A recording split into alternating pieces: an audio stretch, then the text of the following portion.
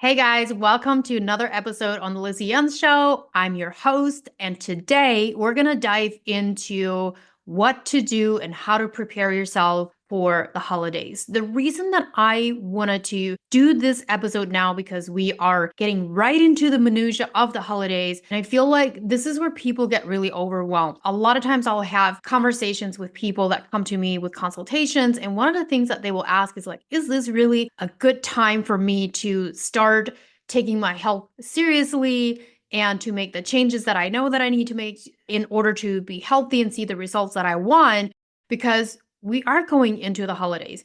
And you don't want to know what my answer is? My answer is always going to be yes. It is actually one of my favorite times of the year, actually, for people to take that initiative. And you know what I always tell them is it's like you're setting yourself apart from the rest of the group, the rest of the people that are, just waiting for that New Year's resolution. And they're saying, like, okay, I'm just going to get through the holidays the way that I am.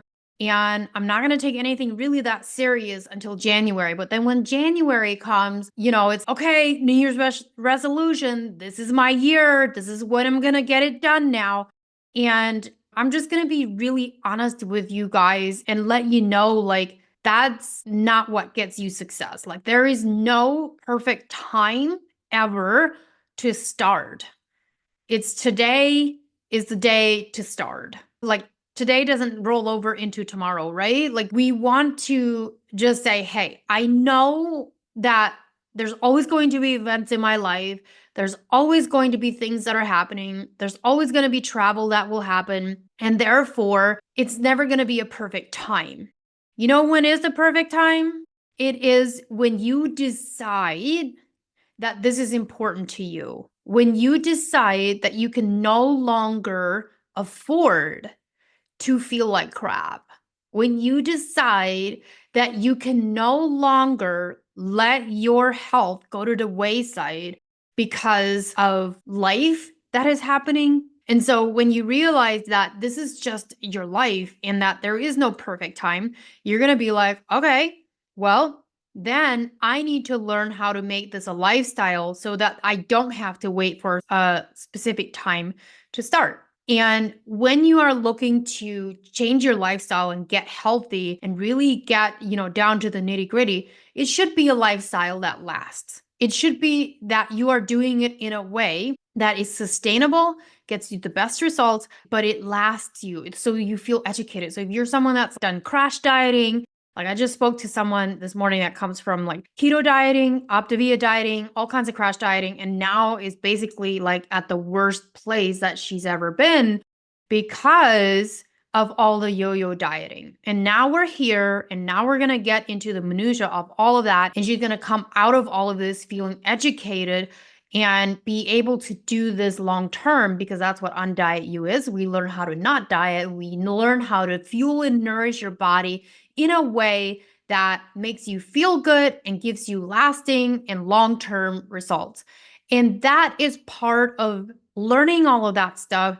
And what I teach my clients now, this time of the year specifically, is how do you set yourself up to go through the holidays? And we're going to get into that because I actually had a conversation with a couple of mine that are clients of mine. And they've been doing this for probably about 4, maybe 5 months now and have had incredible results, like just amazing. Like the guy's down like 28 pounds. I can't remember the exact number that the girl is down, but the reason I'm sharing this with you is like, it's not just the number on the scale that matters. They're talking about how they're feeling, the improvement of energy, sleep, brain fog, and they are busy. They have their own business. They have 3 little kiddos, and they're the people that are like, we can't afford not to do this. We can't afford to let our health go to the wayside. And so we had this conversation the other day. I said, the holidays are coming up. How are you guys feeling about all this? And they said, oh, it's not a big deal. It's one day, maybe 2 days total that there will be parties and things like that going on. They have already decided that going into the holidays, they're not going to let everything go that they've already done. And the reason for that is because they've had such great results, but they also understand now how they feel and how they want to feel. And they know that there is no way that they're going to let go and go back to old habits and go back to feeling the way before we were working together. And so you have to decide. You have to get to a place where you're like, enough is enough. I am not doing this anymore and I'm going to get help and I'm going to change it. And so going into the holidays, I always say this, if you're in a place of you're like, oh, I feel like I need to start, but like I want to get through the holidays and I want to enjoy all the things and stuff. Listen, it doesn't mean that you can't enjoy good food. It doesn't mean you can't enjoy your favorite dessert. It doesn't mean any of that. It just means you need to know how to balance everything, how to have boundaries in place, how to balance everything, and how to make sure that you are not overdoing it on the things, on the sugar, on the food, and all of that stuff. And remember, it's a holiday. It's not a holiday week. It's not a holiday month. It's a day or two here and there. And when we set ourselves up for success and we're educated, it's way easier to go through these things. The other thing that I like to share is you want to, start the year the way that you ended the year. And so when you end the year on a strong note, that's how you start. And so that's why you want to start now. You want to start now, get ahead of the game, and make sure you're healthy and strong ending. And it's kind of like, I always talk about, I have not been to a New Year's Eve party in terms of like staying up. And there's nothing wrong with staying up on New Year's Eve, but I'm like an early bet type of person. I'm like, ugh, I don't want to stay up past midnight. And first of all, I don't want to be drinking all night. I don't want to wake up with a hangover. I want nothing of that. And so for me, yes, I'm totally okay with going to a New Year's Eve party. And if I stay up beyond midnight because I want to stay up and I'm a mother now. So most of the time I'm not staying up that late. I'm like, the ball will drop when the ball will drop. I might be sleeping and I might not be sleeping, but I will choose my consumption of things that night. And I will make sure that I still feel good the next day because I don't want to feel up the next day with feeling groggy and not feeling good about where I'm at and myself and all of those things. So always keep those things in mind. Is ask yourself, like, how do I want to feel? Then that helps you create a plan and going, okay, I know I don't want to feel like this. And these are the things that I need to avoid doing if I don't want to feel like this. And so you're tuning in with yourself and you're saying, like, okay, now I'm going to get a plan in place. And so it's all about having a plan in place. And we're not talking about like micromanaging or anything, but we're talking about responsibilities and putting boundaries in place. One of the hardest things that people have with parties and holidays and things like that is putting boundaries in place and being like, okay, just because I'm at a party doesn't mean that I have to say yes to all the things. I don't have to say yes to all the drinks. I don't have to say yes to all the desserts. I don't have to say yes to all the food. I really don't. I get to choose because we are our own person. And just because someone else wants us to overindulge doesn't mean we have to. And a lot of people are uncomfortable with that. But my question to you is, are they in your body? Are they feeling the way that you're feeling after you eat the things or drink the things? If someone's trying to make you feel guilty for not eating or drinking something, then that's not your problem. Because most of the time, people just want you to get involved and overindulge and overdrink and all of those things because they want you to be at their level and they think like you're no fun if you're not contributing. Well, you can be fun without contributing to that. So you have to know like where your boundaries are. And you don't have to be rude about it. And people are uncomfortable sometimes just saying, no, I don't want any of that today. So if you're someone that like doesn't drink, or maybe you don't eat a lot of sugar, pastries, all the things that are around during the holidays, but you're uncomfortable saying, no, I don't drink, or no, I don't eat that. You can just say, I'm not drinking today. Or you can say, I'm not eating that today. And usually people will let it go. Most of the time, it's not as big of a deal as we think it is, but we feel like insecure with that. But once you know like who you are, where your standards are, where your boundaries are, and what it is that you want, then it's much easier to stay firm on that. And there's nothing rude about that. You're just making those decisions for yourself. And truthfully, what anybody else thinks about the decisions that you're making in terms of what you're putting into your body, it's none of their business. It really isn't. And if they make it their business, then that's a boundary that you have in place. I've had people ask me, like, why are you watching what you eat or all of that? And most of the time I'll have some snarky comeback. Just, I make a joke out of it because I really don't care what anybody else thinks in terms of what I'm eating or drinking or what I'm not eating and drinking. Like, I don't care. Because I've been doing it for so long, it's not a big deal to me. But if you're new to it, it can be, a little difficult to navigate, but you'll get better at it. And it'll feel more comfortable because you'll know who you are and where you stand and how you want to feel and how you don't want to feel. How do you set yourself? From here, I want to just talk about some strategic steps in terms of like meals. I had this conversation with a client of mine this morning, just in terms of like eating out, but the same thing is for parties. The exact same thing is for parties. So here's my philosophy and rule of thumb when I'm like eating out. The first thing I think about is, what's my protein? Where am I getting my protein from? That's always going to be number one. It could be grilled chicken, it could be fish, it could be steak, it could be a protein style burger, like whatever it is. I want to know what my protein is. I do the same thing at parties. I always look for the protein first. And then I will look for my fiber. What are my vegetables?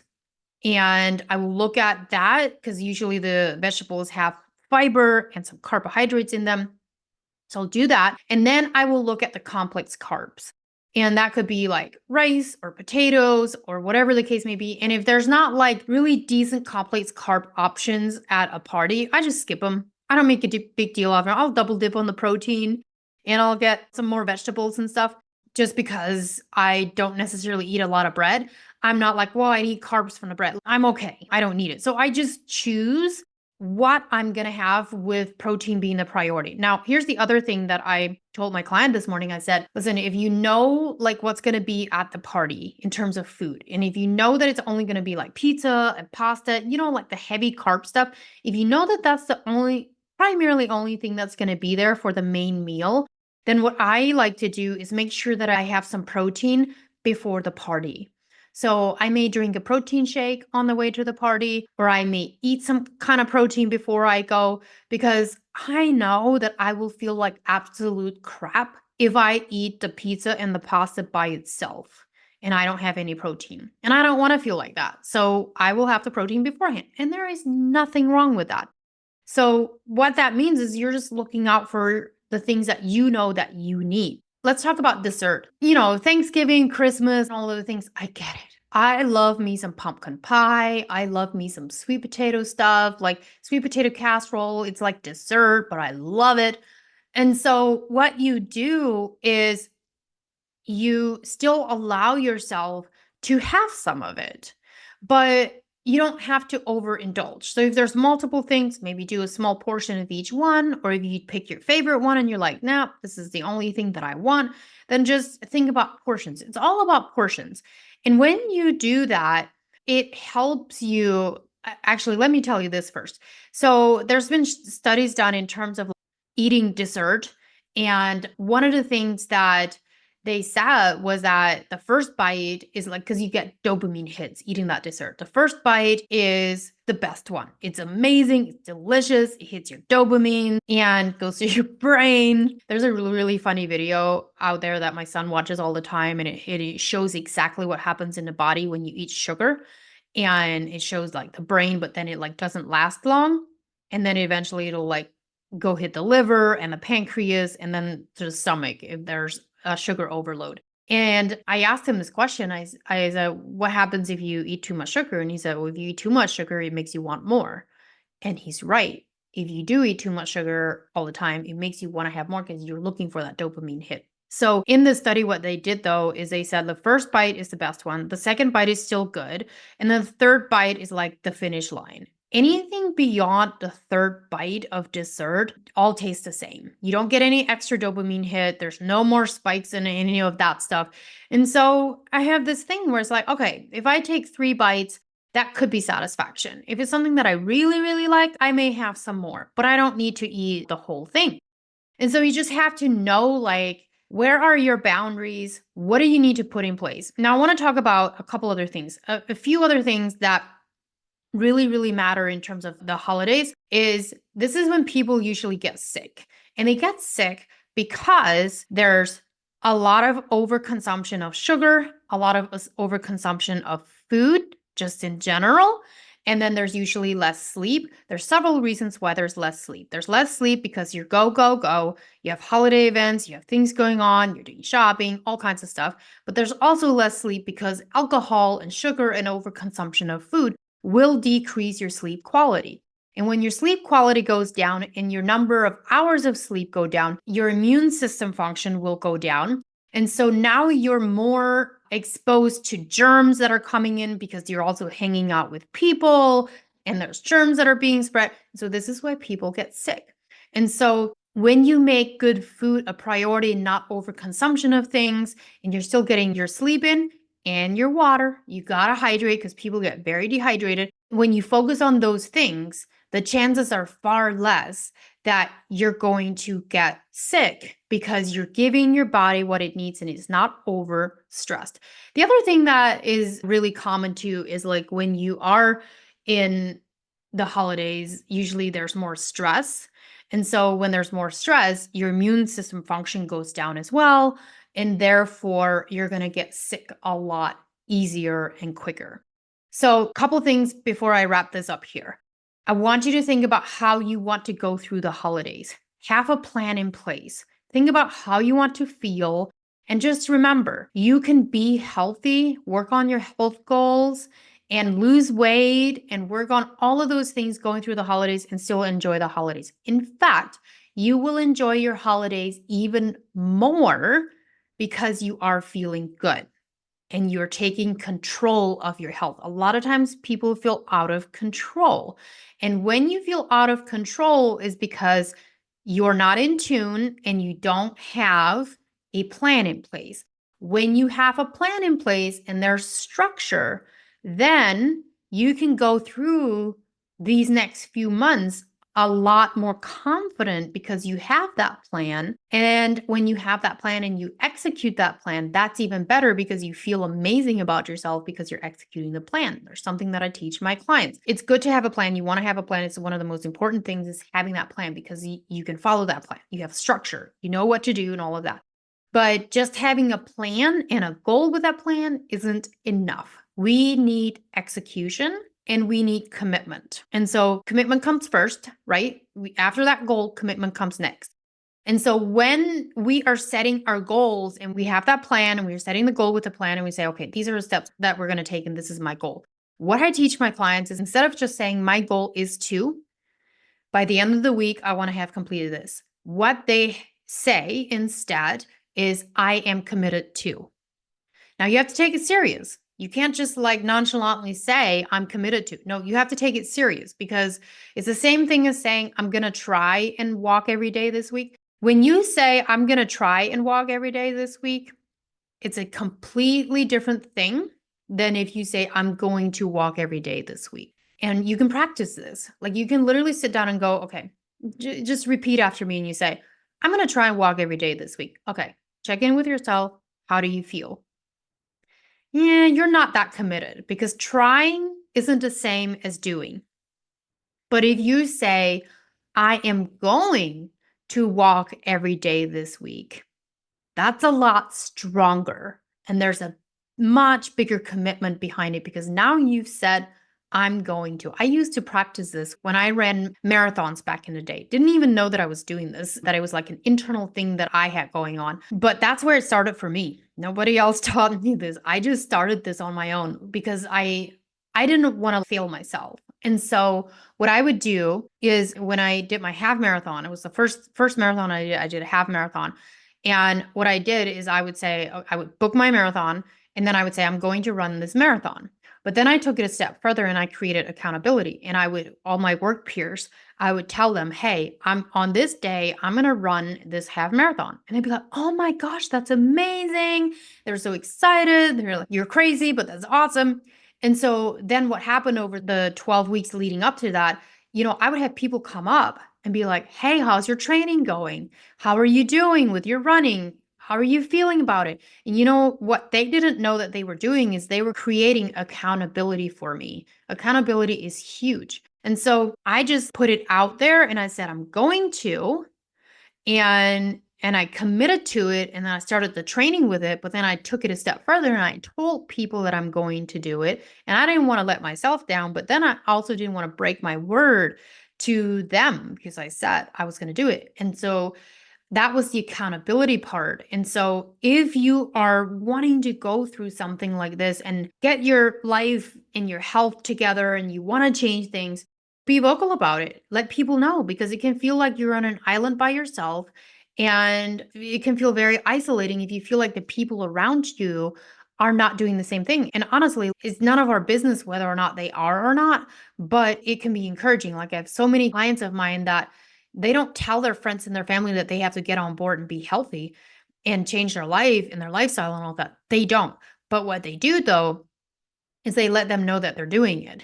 And it eventually like starts to show where their friends and families start seeing, oh wow, like she's really transforming, she's really changing her life, like she's seeing results and all of that. And then that's where the questions come in. So you don't convince someone or get someone to change their mind or convince them that they have to change what they're doing by telling them that what they're doing is wrong and that they have to change. Never going to happen. You get people to change by inspiring, and you are the inspiration. And so all we can do is take responsibility for ourselves. And then it creates this like ripple effect into your family. So if you're like, hey, I want my family to be healthy throughout the holidays, what you can do is do yourself first, focus on yourself first, set the example. And then when they see the results that you're having and they see the changes that you're making, it creates this positive ripple effect into your family, into your friends. And that is how you create the ripple effect of change and health because you're being the example. So, guys, thank you for tuning in. I hope this was really helpful. Please, if you're listening to the show and you love it and you enjoy it, don't forget to like and subscribe and leave a review. Pop any questions that you have to me. You can email me at lizzie@undietyou.com with any show suggestions, any topics that you would like me to talk about. And I'll see you guys next week.